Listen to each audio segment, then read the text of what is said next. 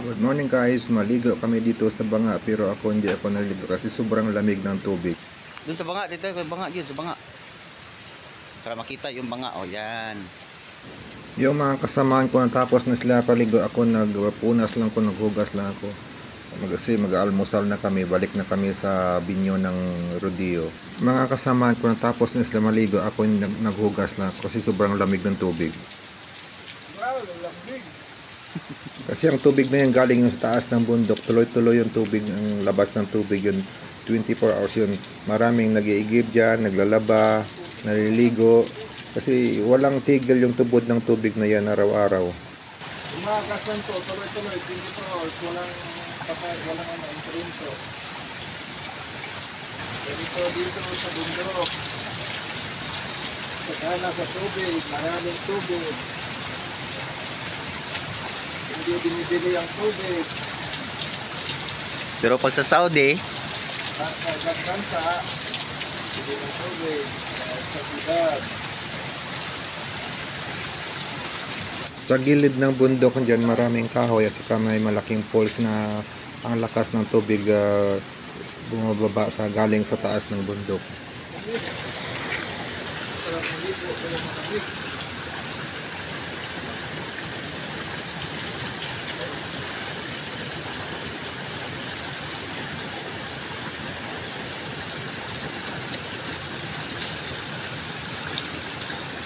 Masarap sana maligo pero sobrang lamig ng tubig, parang sa freezer nang galing yung tubig. Mga kasamaan ko naligo sila bago mag-almusal kami. Ako event, pero Easter na lang.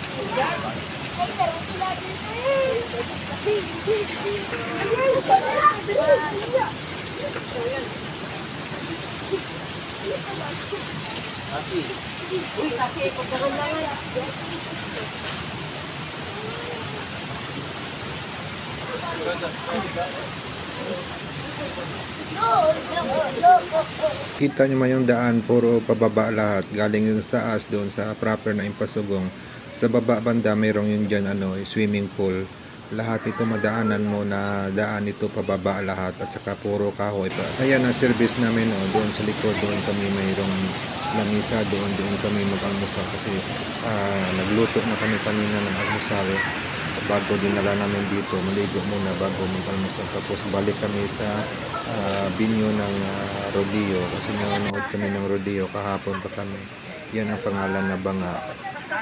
Ang banga na to matagal na to, 1939 pa to yata mo. Ano pa yun, yung panahon pa ng mga Kastila to. Nasira dati ito, ginawa na nila ng simento yan sa purma banga kasi hindi daw yan ang tunay na banga dati. Kasi nasira daw yan dyan, tapos ginawa nila ng bahay-bahay lang para maganda tingnan at saka para tuloy-tuloy ang igib ng mga tao ng tubig. Nakita mo yung mga kasamahan ko dyan, nakabihis na sila kasi malamig, nakapaligo sila. Ako lang yata, dalawa lang yata kami hindi nakapaligo kasi nalamigan kami. Yan ang mga kahoy yan sa gilid ng banga. Mayroon dyan tubig yun sa galing sa taas sa pools kasi sobrang taas yun dyan. Mayroon din dyan lamisa, kung gusto nyo kumain dyan pwede din kumain, kaya kami nagdala ng baon namin na sa almusal para dyan kami kakain. Yun sa likod ko yun, mayroong lamisa na dyan, yung mga bata doon kasi dala ng kaibigan ko yung dalawang anak niya, yung kapatid niya may anak din na dala. Nanood kami ng rodeo kahapon at saka ngayon hanggang mamayang hating gabi na kami uuwi yan pagkatapos ng awarding ng rodeo. Nakita nyo puro kahoy palibot. Tara, 7:30 na. Ito ang daan nila, maganda ang daan nila. Sige guys, Paakyat ka, pabalik kami, puro akyat yan. Yung tulay na yan, dyan yung dumadaan sa ilalim yung tubig galing doon sa taas sa pools. Tapos pagbalik, paakyat naman Sa gilid ng daan, mayroong bukal, may tumutubod na tubig, kaya dyan dati, mayroong banga dyan dati daw, na ibang klaseng banga yon. Kaso lang nasira kasi ngayon ginawa nila ng simento at saka pininturahan at lagyan ng bahay-bahay. Dalawang tubig ang lumalabas yun, yung naka-ready ng almusal namin, mag-almusal na kami. at saka magbalik doon sa binyo ng rodeo. Ito si Cassie. Ito si Cassie, yung anak ng Ganda-ganda ni kaibigan ko. Cassie. Kain mo na Cassie, kain Ako mo rin na. Kain mo doon. giniginaw na ako. Nasabi ko sa kanila mag-init ng tubig kasi magkape muna kami. May baon kasi kami. Nagsaing na kami kanina doon at saka nagluto ng ulam. Ang linuto namin nandiyan, nag-init kami ng tubig at saka magluto ng noodles para may mainit-init kami makain pagkatapos napaligo. Yung ilog nandiyan, yung tubig niyan galing yung sa pool sa Yung tubig taas. na malakas, may pulse nandiyan, pero hindi Yung sa gilid, makita. hindi lang makita kasi maraming malaking punong kahoy. Punta kayo dito sa Impasugong, maganda Sige, dito thank you talaga. for watching. Kahit ako, nagandahan ako Bye-bye. dito kasi puro mga malaking kahoy dito. At saka yung daan na yan, pwede din magtagos yan papunta sa communal runs. Nakapunta na ako sa communal runs, ang ganda dito. Kahit dito lang sa Impasugong maganda. Pangalawang taon ko na pumunta dito kasi nakaraan taon nanood din ako ng rodeo. Ngayon taon nanood din ako baka sa next year. Pag uwi ko, balik naman ako doon. Manood naman ako ulit ng rodeo at saka magumala doon sa Bukidnon. Pagkatapos paligo, almusal muna kasi babalik doon sa binyo ng rodeo kasi maglalaro pa yung kaibigan ko at saka yung mga kasama niya doon. Kaya taon-taon yan, marami sila pumupunta dito manood ng rodeo. Kaya almusal muna kami para pagdating doon, hindi na kami kakain. Diretso na panood ng rodeo at saka magluto na naman ng pananghalian mamaya. Ang narinig nyo, sobrang ingay na yan, naagos ng tubig galing yun sa taas, sa pools. Kasi sobrang taas kasi yung bundok na yan, diretso dito sa baba. Kaya maingay yung pakinggan ng lagasa ng tubig. Kasi malakas ang tubig ang bumababa, kaya sobrang ingay. Marinig mo yung ingay ng tubig. Parang nagpipiknik lang kami dito kasi may baon kami, may mga bata nagkasamahan. May matanda kasi ang kaibigan ko na yon, 5 sila puro players yun sa rodeo. At saka mga pamangkin nila yon, kapatid niya yung mga babae na yan, at saka yung asawa ng kaibigan ko yung nakatalikod na to.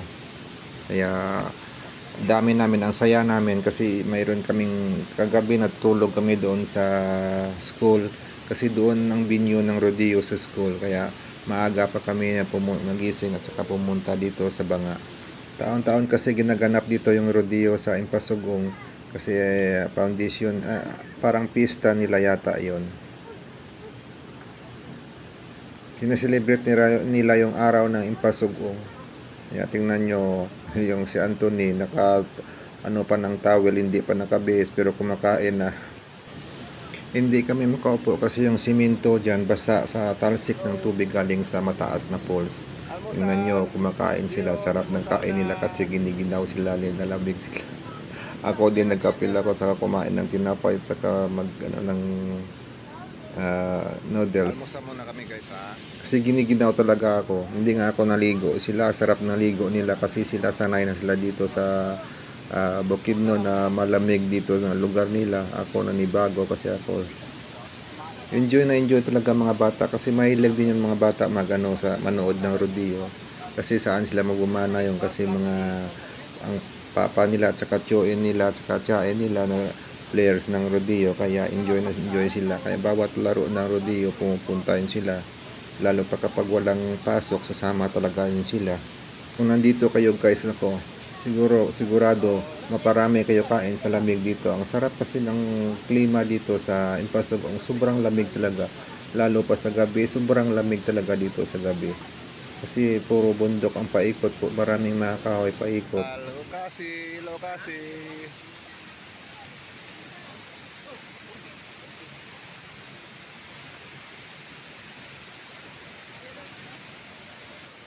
Tingnan yung daan, ang ganda ng daan pababa.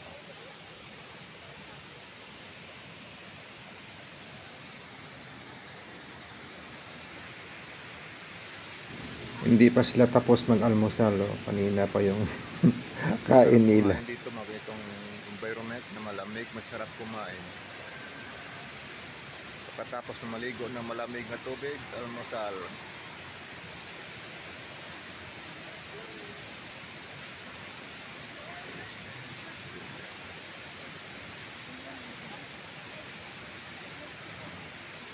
Sige guys, kain muna kami. Tapos namin kain. Balik naman kami mamaya sa binyo ng rodeo.